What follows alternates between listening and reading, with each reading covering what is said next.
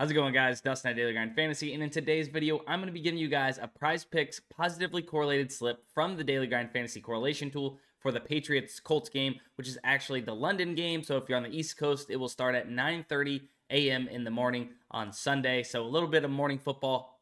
Ain't complaining about that. We've been having a lot of it this year. Before we get into the video, though, if you guys are not subscribed to the channel already, hit the subscribe button. Hit the like button while you're at it because it really does help us out. And if you guys haven't noticed yet, my first play is going to be Mac Jones over 223.5 pass yards. Now let's go ahead, hop over to the correlation tool. Let's talk about why correlation is one of the biggest edges in DFS right now and how we can take advantage of this on set payout platforms like PrizePicks, Underdog, and more, right? So off the rip, if you guys don't know about the correlation tool, what we do here is scan the market for the best valued plays, plus EV plays, and the most highly correlated plays together across all of these DFS apps. Then we spit you guys out fully correlated slips, the entire slip. You guys click it, it'll reveal the slip, and then you can go ahead and play them, right? And we're playing these slips at volume across multiple different sports books, or in this case, DFS apps, let's say, Boom Fantasy, JockMKT, PrizePicks, Underdog, and then we have multiple different sports, CS2, college football, NFL, and soccer.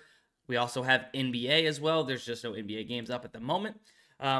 If you guys don't know, football, soccer, and NFL are two of the most highly correlated sports. So let's focus on football, obviously, for this video. You obviously have that one main piece in football, right? Whether it's college football or NFL, the quarterback. The quarterback is touching the ball every single play. Thus, you can really rely on using the quarterback position to correlate the rest of the game, right? Unlike NBA, it's not as correlated, right? It is correlated, but it's just not as correlated as football or maybe soccer might be.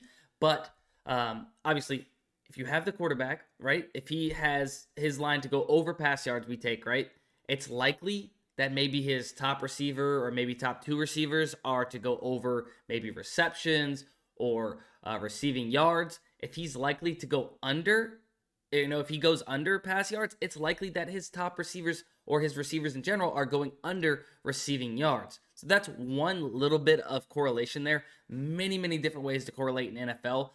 We give you guys the slips that have the highest percent correlation. As you guys can see here on the right side, correlation score. The closer to 100, the more highly correlated it is. Obviously, you have the profit margin there. Playing the slip over time, what your ROI could be.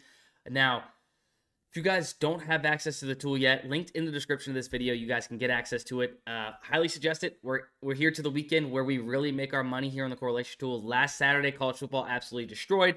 NFL, not the best week in NFL, but the weeks leading up to that, NFL has been crushing. And then, obviously, that following Monday, NBA crush. So all the sports are doing really solid, up 561.8 units. It's underneath my camera, so you guys can't see, but that is what this is showing here, all publicly tracked.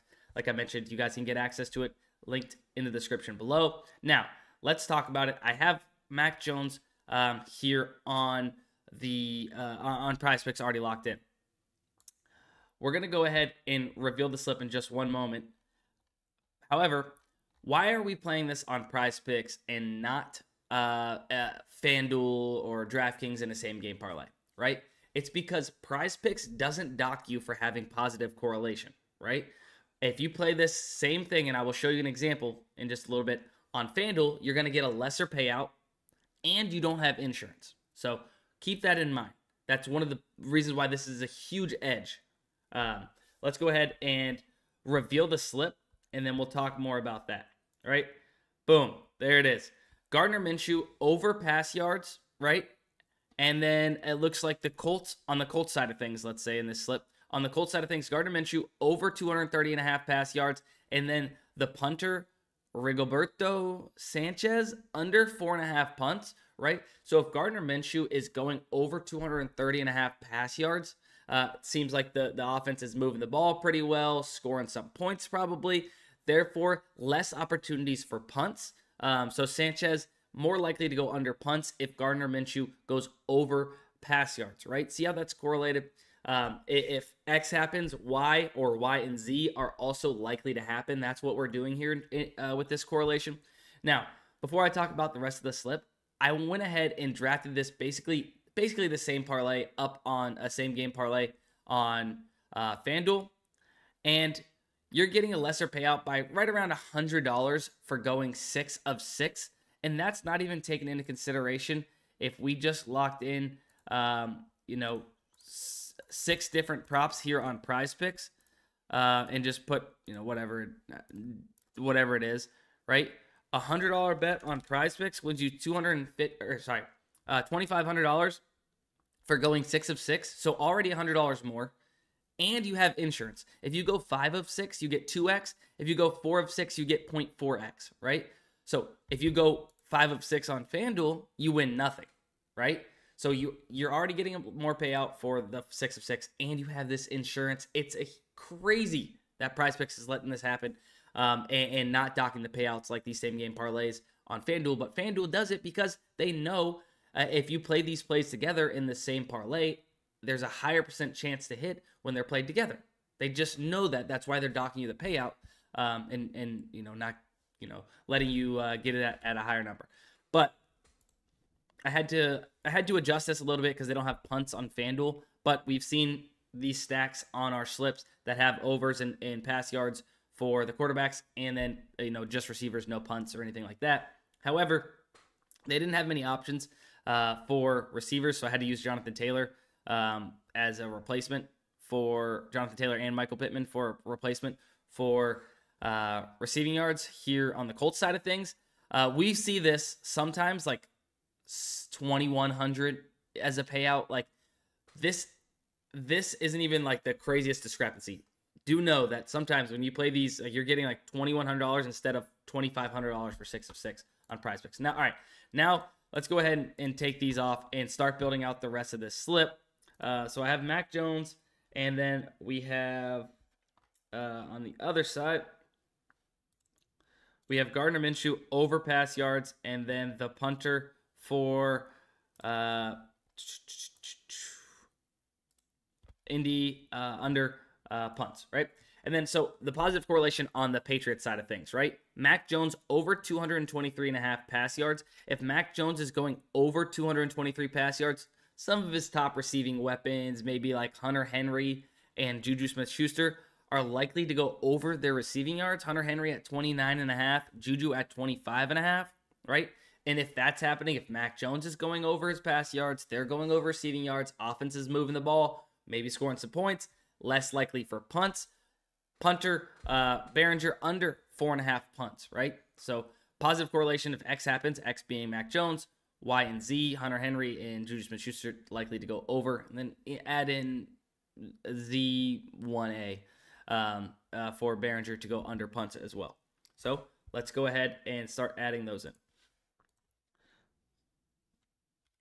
So Hunter Henry over receiving yards, and then we had Juju Smith-Schuster over receiving yards as well. And look, you're even getting the better number on some of these plays. Like Mac Jones, so that's the same. Gardner Minshew. Okay, so Gardner Minshew, we're getting a couple yards higher, but then like Juju Smith-Schuster, we're getting a couple yards lower. So it kind of varies as well. Sometimes you can catch some better numbers here on PrizePicks by a couple yards, including the better payout. And now let's go ahead and add Behringer.